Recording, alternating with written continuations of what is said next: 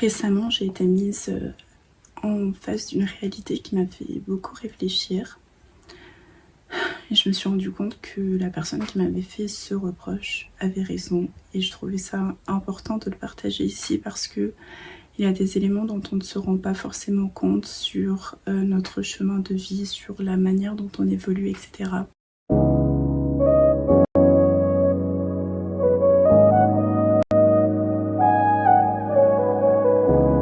Donc je discutais avec cette personne et en fait je lui expliquais quelque chose. J'étais un peu irritée parce que ça faisait plusieurs fois que je répétais la chose à cette personne, donc j'avais l'impression d'avoir bien expliqué toutes ces fois-là et j'étais un peu irritée que cette personne ne saisisse pas, et c'était aussi un sujet qui me tenait à cœur simplement parce que j'aime cette personne et que j'ai envie qu'elle réussisse et qu'elle évolue. En fait, le reproche que cette personne m'a fait, c'est que la manière dont je m'exprimais, c'était pas compréhensible. Que j'expliquais pas en des termes simples pour que cette personne comprenne. Et j'ai pas compris sur le coup, je me suis dit mais j'ai l'impression que ce que j'explique c'est tout à fait simple, que c'est tout à fait intelligible. J'ai l'impression que c'est très accessible en fait ce que j'explique. Et donc sur le coup j'ai refusé ce reproche qui m'avait été fait. Et après j'ai réfléchi à la situation et surtout aussi, donc je lis un livre en ce moment, c'est The Daily Laws de Robert Greene. Donc je le lis en anglais mais en français ça s'appelle les 365 lois quotidiennes je crois. Et donc dans une page du livre, c'est indiqué que si on n'arrive pas à expliquer un concept à une personne comme si cette personne, comme si on expliquait cela à une personne de 6 ans, donc c'est-à-dire en fait avec des termes simples, ça veut dire que on connaît pas assez bien notre sujet et que en fait on n'arrive pas à le maîtriser assez bien pour que la personne en face de soi puisse le saisir. Et après, j'avais aussi ces réflexions personnelles de...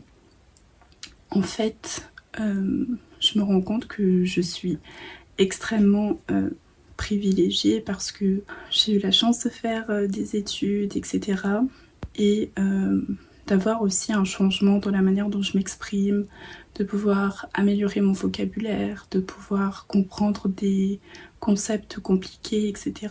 Et je me rends pas forcément compte qu'au quotidien, je peux imposer une sorte de violence symbolique aux personnes qui sont autour de moi, aux personnes que j'ai côtoyées toute ma vie, et qu'il puisse en fait y avoir un fossé qui se crée entre nous.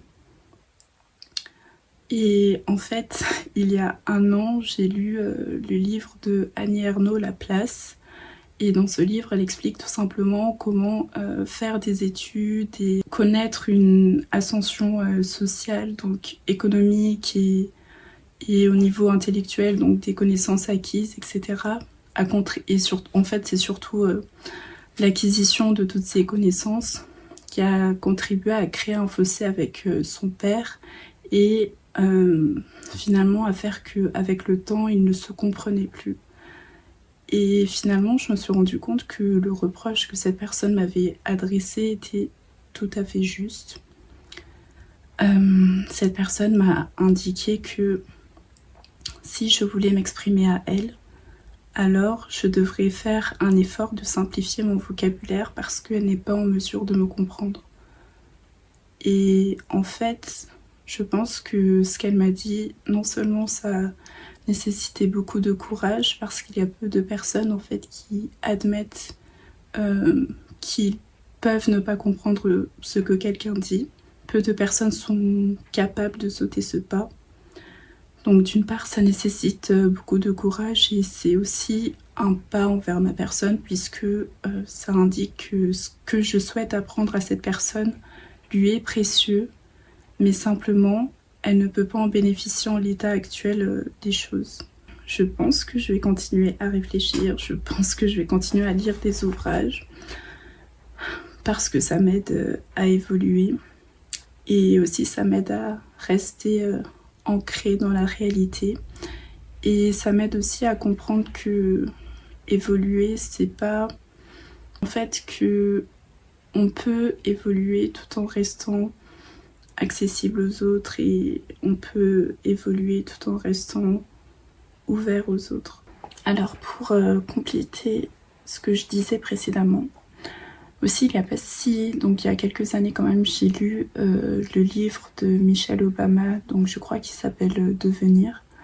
Et l'un des reproches, l'une des critiques qui m'était venue après avoir lu son livre, c'est je trouve que son livre, que en gros elle s'exprimait, qu'elle allait pas assez en profondeur dans ce qu'elle disait, que j'avais l'impression qu'elle se répétait beaucoup et qu'elle utilisait des termes trop simples. Enfin, en fait, j'avais une certaine attente et j'avais l'impression que cette attente n'avait pas été remplie.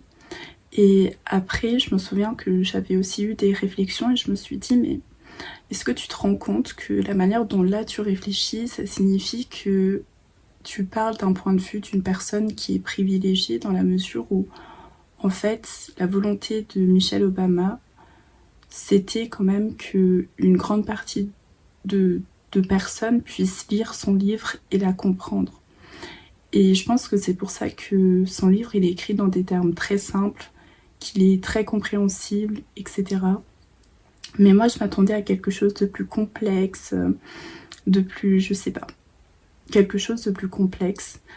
Et je me suis rendu compte que, en fait, la force de son livre, c'était justement le fait qu'elle arrive à communiquer ce qu'elle souhaitait à un nombre large de personnes en des termes simples, sans pour autant que la substance de ce qu'elle dit, donc c'est-à-dire vraiment le cœur de ce qu'elle veut partager, ne disparaisse.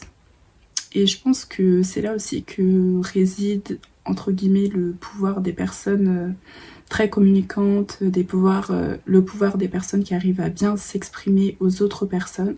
Et je pense que on devrait aussi faire plus attention aux reproches que l'on peut avoir dans notre quotidien, parce que ça peut être des éléments qui peuvent nous aider à nous aiguiller vers une certaine direction. Et je sais désormais que